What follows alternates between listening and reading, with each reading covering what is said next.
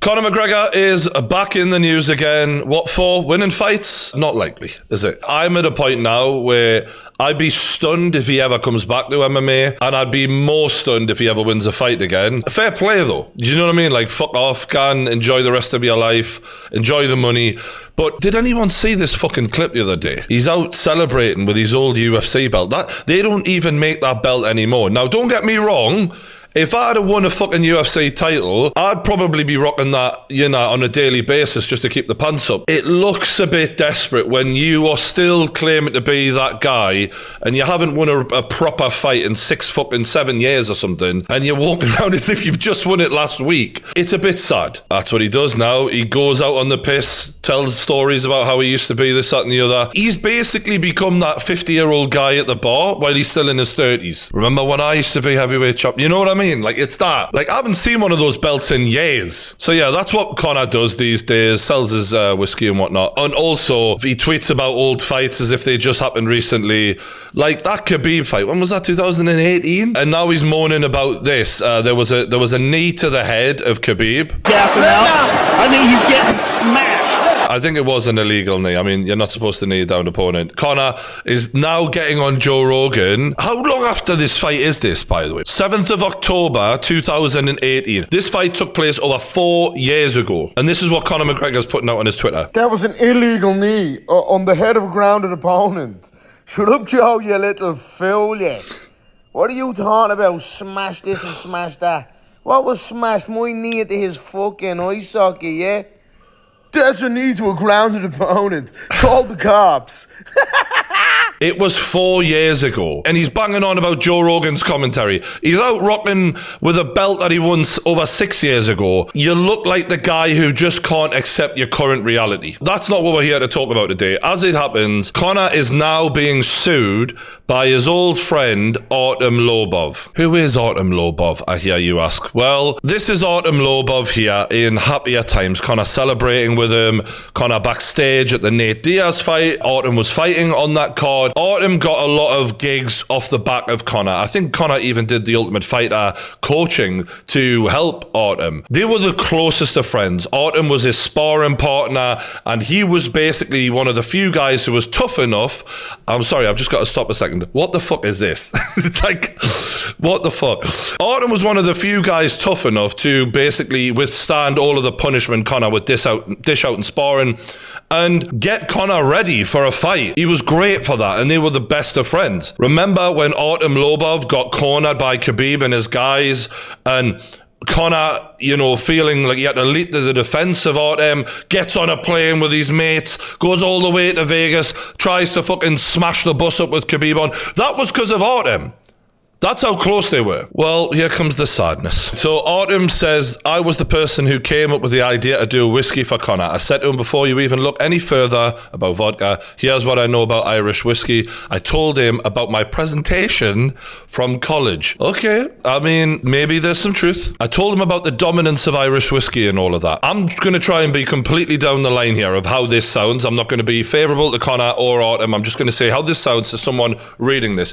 You're telling an Irish man about the dominance of Irish whiskey when you're from Russia. Now, I'm not saying that Artem is clueless, because he actually he is a smart guy, but that immediately to a person not involved in this, it sounds questionable. If I was Conor McGregor's lawyer, that's the first thing I'd look at and go, oh, you needed to tell Conor McGregor about Irish whiskey and how good it is, did you? So apparently Conor said, you go off and see what deal you can put together, and I went on my way. I just like to imagine Artem sort of throwing his rucksack. Just like, I don't know what I went on my way. I went on and met all different whiskey distilleries. Now, if he is proof of that he was doing his research and all of that on behalf of Conor McGregor, and he has multiple conversations with Conor McGregor saying, I'm doing this, I'm doing this, I'm doing this. This could get interesting. I'm just not sure he does. I called some and I met some in person. The twat in me really wants to be funny with this. Does that mean he just called up, like, looked up Jameson and was like, yeah, I want to do a whiskey for Conor McGregor? They're like, sorry, this is reception? What, you got a complaint? No, I just want to put some whiskey together for Conor McGregor. Okay. Bye. When he says he met some in person, is this just him just drinking whiskey in the house? No, in all seriousness. I did my research and I put a beautiful deal together. Again, if he has actual proof of any of this, I mean, it's going to be fucking hard for him to actually prove this, in my opinion, and actually get money out of this. But it is interesting that on a moral level, just on a friendship level, Conor McGregor, after being such close friends with Artem Lobov, could allow Artem to do all of this and not compensate him. If this is true, and we have to consider both sides. Once the deal was ready, I went to Conor and I said, Conor, the deal is ready for you. This is going to be $1 billion deal. No messing here. It's funnier when you realize that Artem Lobov is like one of those guys who's too tough for his own good. People used to call him the GOAT because he clearly was not the GOAT, but he was one of those guys who was like a journeyman, but he was respected journeyman. He was tougher than old boots. So the idea that he would be so intelligent and putting this presentation together for $1 billion deal when he used to get punched in the face for a living, the whole thing is just, I'm struggling. I'll be honest. I'm not sure if he took me seriously or not at the time with $1 billion. You know, I've got a feeling he didn't. Just in England. Conor offered me 1 million, not the billion then, 1 million, and I turned it down. I didn't accept it. If you've got proof of that, that again could make things interesting, but this whole thing just sounds a little bit reaching. Throughout my career, I've helped Conor with camps. He offered to pay me for them. I never accepted money from him. That's the one thing that I do believe is Artem Lobov was always a very good and valuable friend of Conor's, and Conor really seemed to value that and appreciate it, which makes this all the more sour and sad that a guy who was so right-hand man for Conor would then take him to court like this. Look, this could be 50% from either side true, you know. Conor's obviously going to say, it was all me, it was all my idea. And not only that, why did the whiskey sell so well? Does it sell well because Proper 12 is just a great brand and it tastes great? No. It sold well because Conor McGregor was one of the most entertaining, charismatic and biggest stars in combat sports history, and he attached his name to that. It sold because of the talent that Conor McGregor has.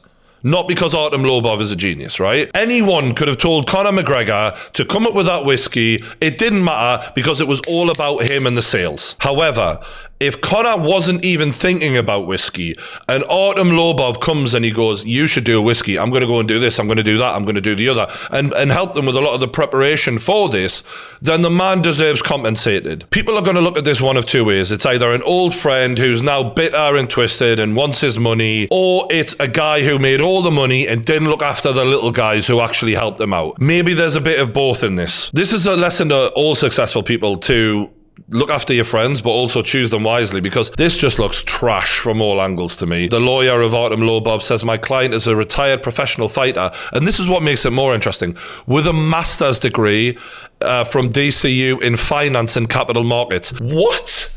Artem Lobov. Artem, walk forward, keep punching me in the face. I'll keep walking forward because I don't need brain cells anyway. That Artem Lobov. That's what makes it a little more interesting, because he actually does seem to have a legit background in some of this and may actually be telling the truth. We have issued high court proceedings on his behalf to enforce an agreement with Mr. McGregor and the Proper 12 whiskey brand. I mean, if you think McGregor made, 180 million euros or whatever, 5% of that is a lot of money, right? Whatever. I'm not great at maths. My client was the initial creator and co-founder of the concept. That's a stretch, but I think they're looking for a payout. Basically, they're looking for a few million to fuck off. Lastly, in Conor McGregor news, he left the USADA testing pool in the UFC, which means basically he's no longer being tested for performance-enhancing drugs, which is what fighters do when they know they cannot be asked because they're not planning on fighting anytime soon. Henry Cejudo did the same thing. So it doesn't mean Conor McGregor is on anything. However, this picture has caused a lot of people to think that maybe he is, because his arms look fucking huge in it. However, if you look at the rest of him, the legs, the torso, the chest, you know, he doesn't look any different to me, really.